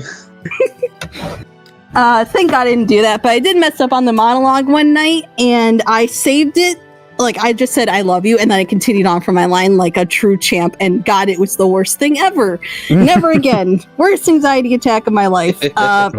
Even my teacher was like, you did great, don't worry. You're like, it's okay, honey, it's okay, darling, you're okay, you did great, you did good job. I know what I did sophomore year. We had the Odyssey, which, another great high school piece full of adultery and sex, and my teacher said the famous line, "How am I not fired that day?" When they implied that Cersei was gonna go have sex, that was great. Man, high school. Am I right? But instead of playing a character, I played a bunch of characters, and every character died except one, but because Athena took over my character, that's technically a death. So I played a lamb, I played a sailor that got pulled away, came back as a ghost. I was just dead. That's the character. But the last character I did from there was Sergeant Pepper in a pop. It was a British pop of 60s, 70s. I think it was 60s or 70s. And it was for Comedy of Errors. And I played the security because I was captain of my fencing team. I didn't have time to join the rehearsals. So I actually was going to get a larger supporting role because I was that good, apparently. I was flattering. I just didn't have time. So I took a smaller role instead. And that's where my acting started. But where I got started in voice acting, there was one audition I tried. It didn't work out. It was for, I believe, the Time Traveling Kids of the Main 6 reading, which didn't finish. It only got maybe 2 or 3 chapters in. So not much of a loss there. But it's a tie between 2 projects. And I'm still connected with the people and the projects themselves in different ways. And they're both trying to come back in their own way. One's making more progress than the other. But the first was, and I sent these at the same time as, of course, Chrysalis. I didn't think I could do the voice, but here we are. And I have a fun story about that in a minute. But it was with a hand recorder, and I was for the Return of Villainy. And you can find the first episode. It's on the channel. Just look up Return of Villainy if you want to see my early days. And this is before I knew I needed to do more than one take. And they figured that out too as directors. We all learned together. And the second was a bit sadder of a story in the end, but I'm not going to get into that here. It was called Shadows of. No, it was. What is it called? Not Shadows of Corruption. That's what it's called now. Point is I think it's Shadows of Corruption now. No, that's what it was. Now it's something else. No, Shining Through the Shadows. But now it was originally Shadows of Corruption. It was a project by, and I should have explained. Return of Villainy is simply that the villains come together, and it's different from Conquest, I promise you, and there's no bad blood between us, I assure you. It's all chill. We're all different ideas in different ways. Anyone's worried about that for some reason. But villains come back because Prophecy try to go to take over Equestria. This one had the sirens. It had Tiara, had all the villains that you know and love, and eventually it was going to have Discord. I think they had the statue. It's implied. Apparently they're trying to revive it. I haven't heard much word since hearing that, but I hear that work is happening. They're just slow. Life, probably. I'm going to assume it's life. Maybe I'll check in on them someday. Be like, hey, how's it going? Just to say hello. But Shadows of Corruption was a project made by friends for friends. It was essentially the creator, Heartsy Artsy, trying to tell the story of how she met her friends through their OCs. And it was super, for what it was, super sweet. Unfortunately, had to be stopped because fortunately there had been some changes with the friendships and everything. And, well, you know, people drift and whatever. So she ended up rewriting the story and said, this is closer to what I had originally envisioned for the story, and now that's shining through the shadows. And the cool thing is, this being one of the first projects is also how I met those friends, and now we're just kind of one big happy family. So that's pretty cool. That's where I technically got my start, is doing Chrysalis for those two projects, and then from there it snowballed. I auditioned for everything I saw. Eventually I got some understudy. Sometimes I got the actual roles. I got multiple roles. Some projects succeed, some projects fail. Eventually we snowball into EoJ. Right. Sam's done it, and then Yeah. that's it. You've done Carly's now. Yeah, okay. Right. Sounds like a plan. yeah, sorry. Sounds like we. Well, thank you very much for the. I guess I do have one funny story. I used to have a dog. Her name was Coco. Little poodle. The thing about doing Chrysalis, it scared her. So when I recorded in the office, now I do in the basement. I record in the office. She would come into the room. She'd like, are you mad at me?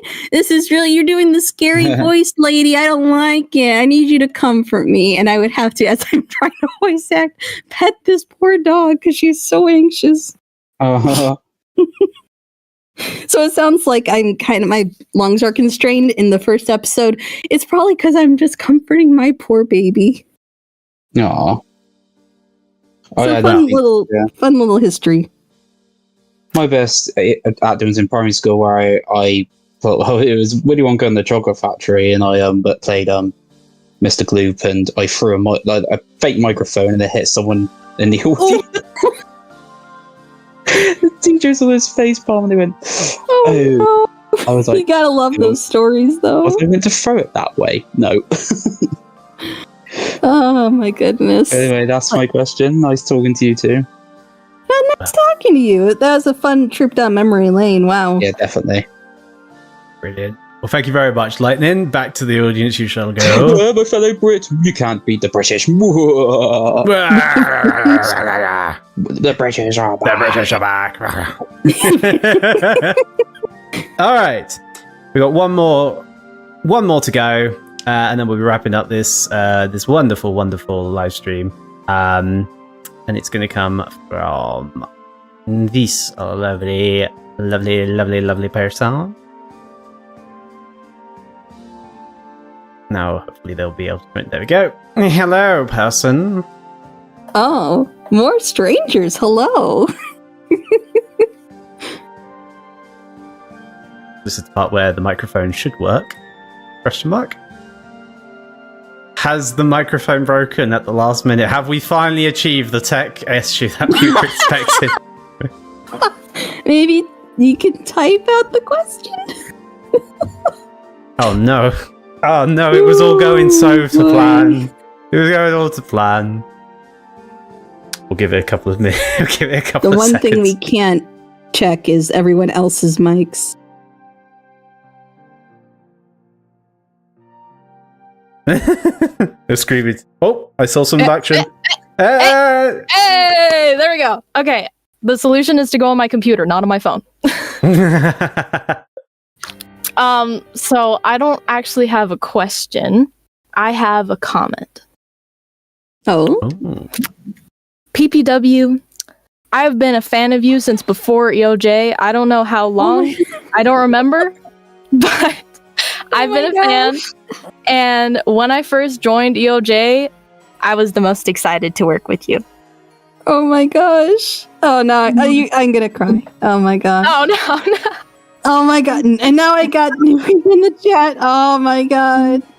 Everyone here. What did I do to deserve this? You're gonna make me cry. There's consequences of your actions, PPW. Oh, how dare I? How dare I make friends? Like, I always knew you were talented, but you're also, like, genuinely one of the nicest people that I've ever met. Oh my gosh. And that's just, like, the icing on the cake. Oh my gosh. I didn't even know what to say. I'm just gonna end up crying.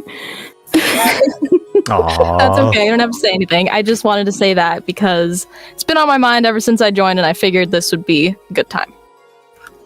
I really appreciate that.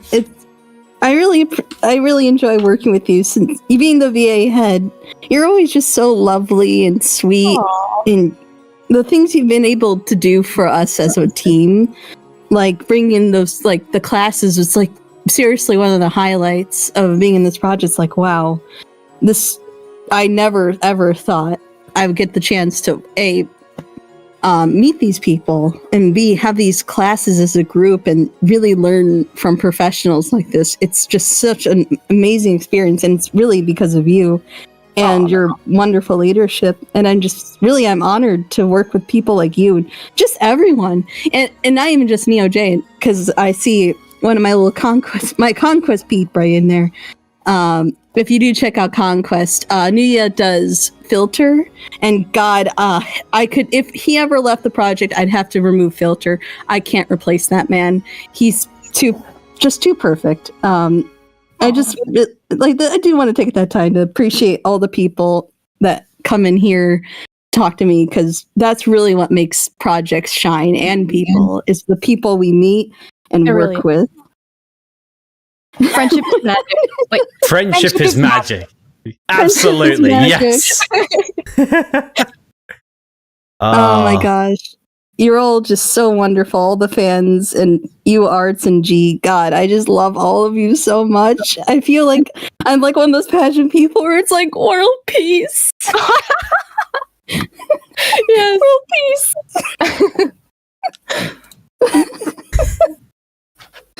Oh my gosh. That's probably the most wholesome way that we can end this.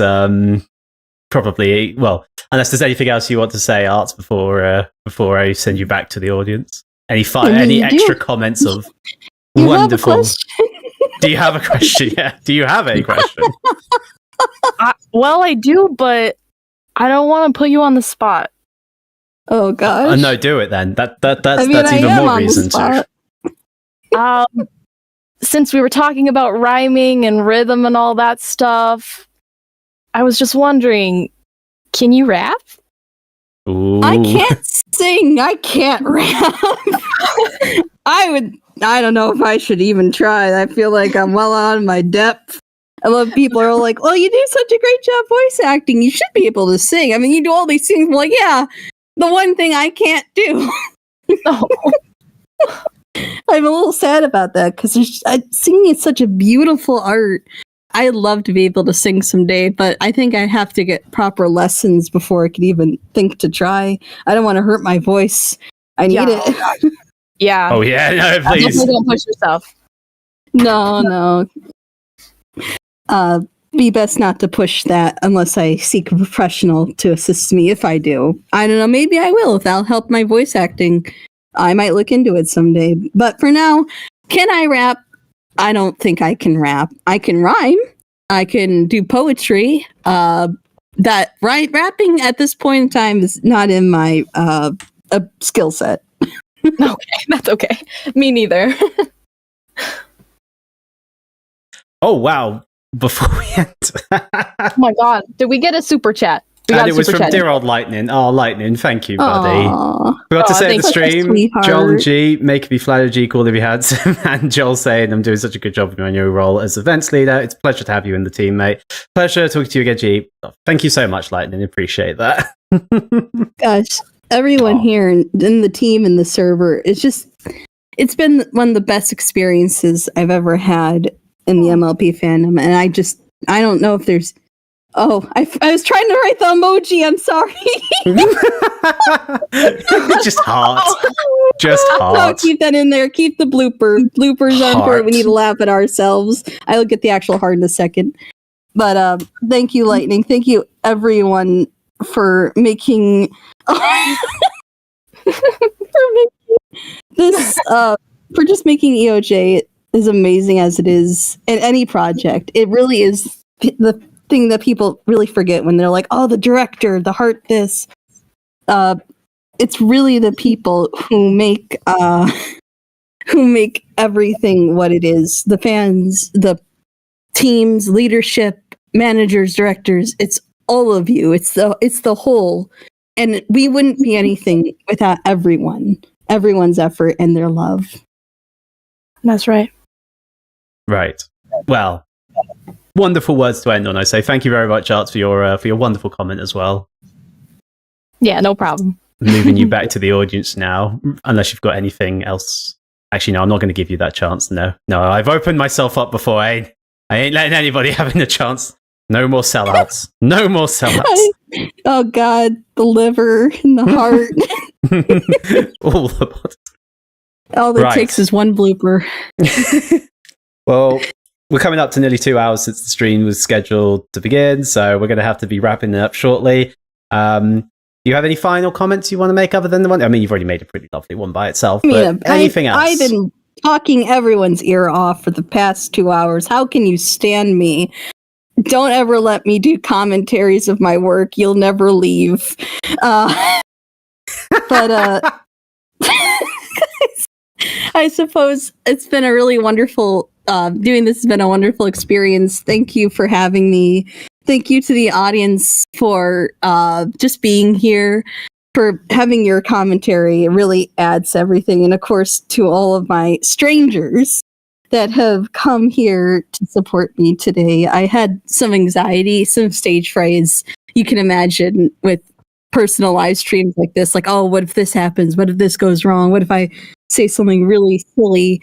Then I hate myself for the next 5 days, and as I wake up at midnight with the thoughts in my head. But just seeing all of you here has really just made this probably going to be the highlight of my week, if not my month, because it's just I feel so loved and my heart is full of joy, and I just love all of you. Please keep being amazing, and I just keep being your wonderful selves. I look forward to hanging out with some of you in a matter of minutes. I am going to be late. I need some lunch.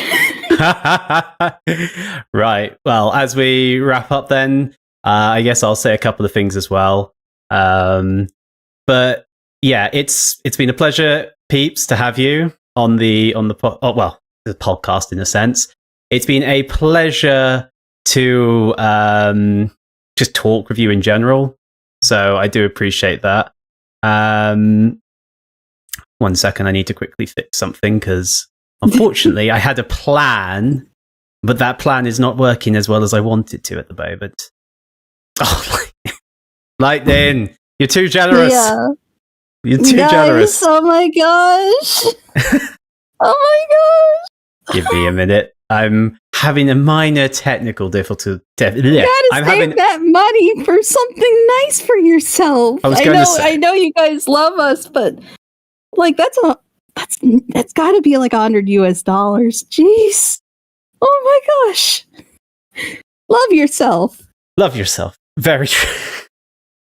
I'm sorry, I'm just quickly trying to set something up. Thank you very much, Lightning, though. We are, as you rightly say, though, Lightning, good lesson for everybody. Just be yourself. Don't give up. Give me a second as I say, sorry, I'm trying to sort out a slight technical issue with the plan that I had.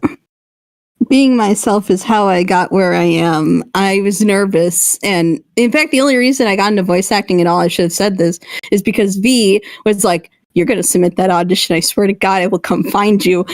She was threatening me to send that because I was too anxious to do it myself. And that's the only reason I'm here, is because of my friends. So yeah, be yourself. That's the best advice you can give anyone. I mean, Within reason, obviously. Within reason. Oh, yes, absolutely. Be yourself. You don't want to scare people away. You can scare them when they're like drawing your circle and then you scare them. Then they can't leave because they're already your friends. It's over. It's so true. It's so over. It's so over. Right. I think I've got this right. So, thank you very much, everybody, for, well, just first of all, for attending today. It's been an absolute pleasure. It's been wonderful talking to you, peeps. So, thank you so much for the time. Thank you to everyone who asked a question. Thank you for everyone who's been watching. But as is tradition, obviously, because it's EoJ, what else? We need to, round this off with something tremendous. So, peeps, have your vocal cords warmed up enough? Oh, I think we're as warmed up as it's gonna get. Great. Well, for everybody watching, thank you so much. You will see us hopefully again sometime in the near future. I won't say when. I won't say what. But do expect stuff to appear.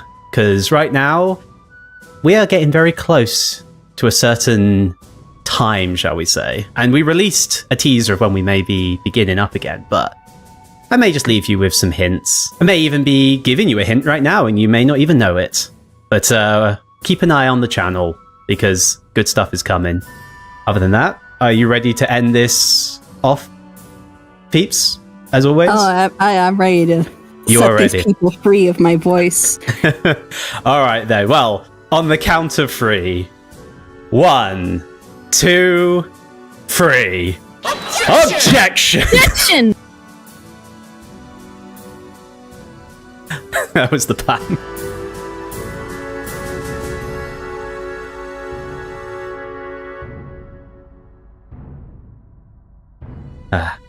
Well done.